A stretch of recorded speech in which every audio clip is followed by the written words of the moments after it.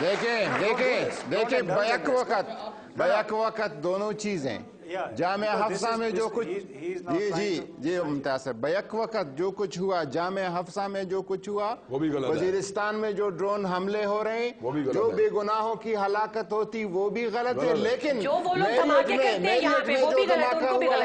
जो मसाजिद में धमाके होते हैं, जो इमाम बारगाहों में होते हैं, वो भी गलत है और हम दोनों की मजम्मत करते हैं।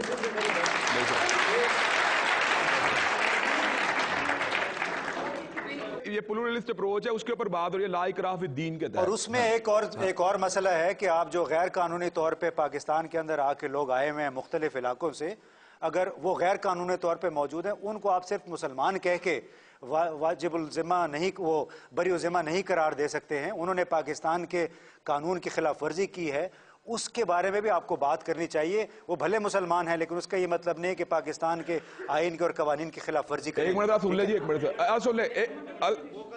अर्ज ये है कि जो तो आए हैं मुसलमान मुल्कों से, उनका तो नोटिस लेना है, और जो अमेरिका से आए हैं उनका कोई नोटिस नहीं लेना।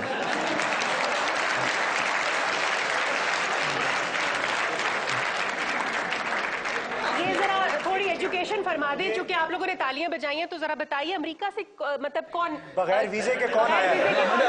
नहीं, बगैर वीजे के कौन आया है?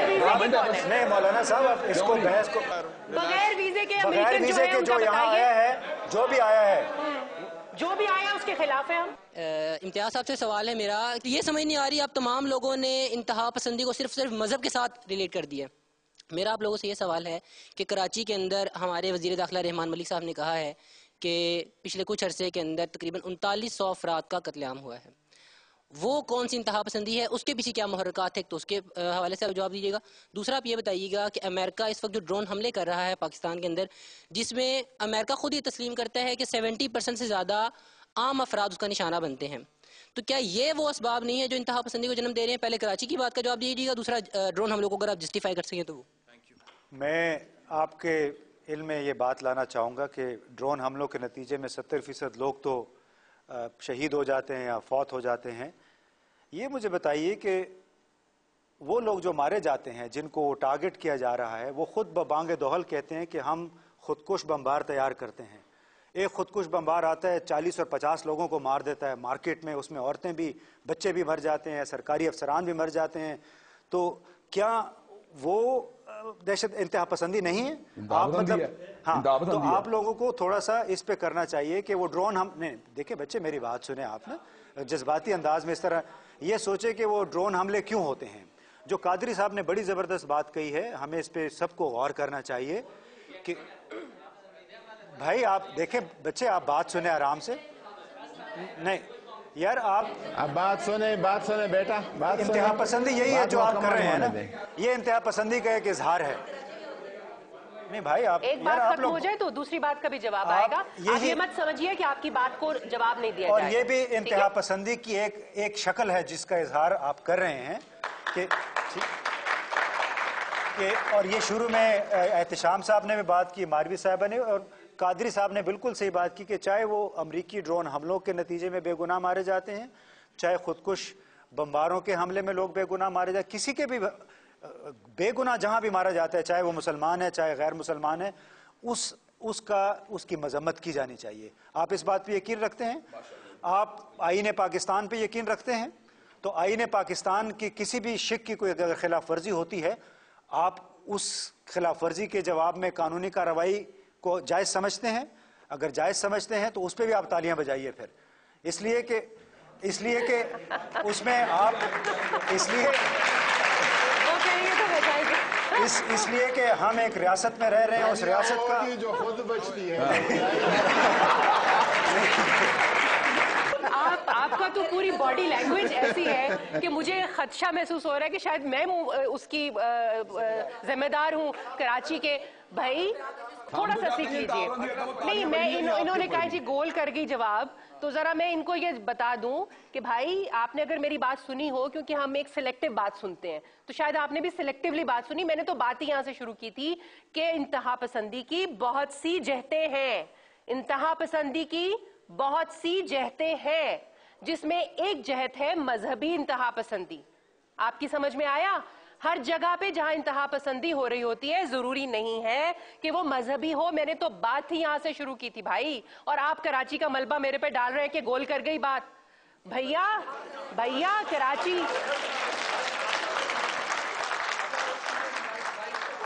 نہایت ادب و احترام کے ساتھ چاروں مہمانان کے ساتھ یہ کویسچن ہے یہ کہ ایکشن کا ریئیکشن یہ انتہا پسندی کے اندر آئے گا, اور ایکشن کرنے والا انتہا پسند ہوگا یا ریئیکشن کرنے والا انتہا پسند ہوگا؟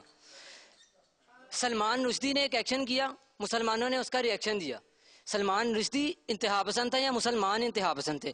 لال مسجد والوں نے ایک ایکشن کیا, گورنمنٹ نے ان کے خلاف ریئیکشن لیا.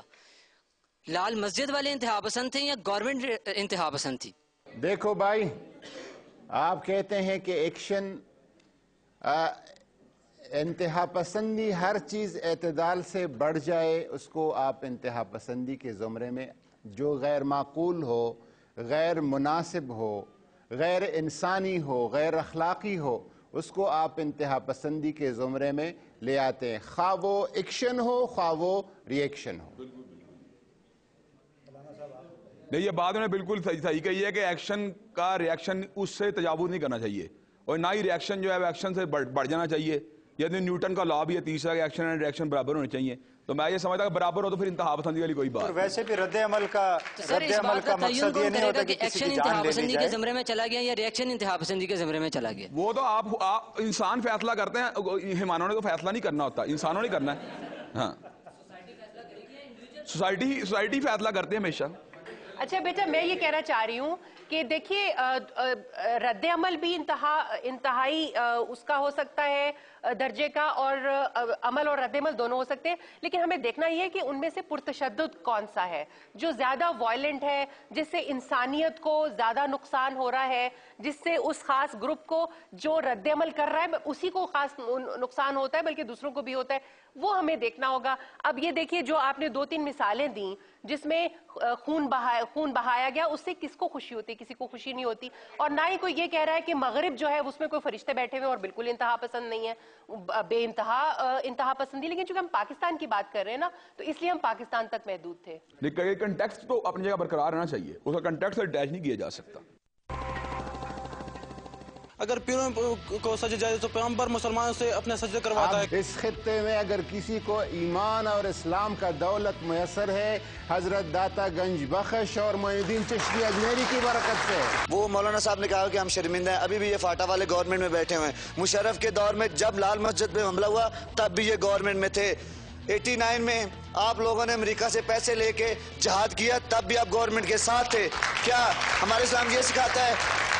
ہمارے علماء نے سارے. ویسے ایک بات یہ ہے کہ لال مسجد کا ساتھ جس طرح علماء کو دینا چاہیے تھا اس طرح نہیں دیا گیا, ہم شرمندہ ہیں.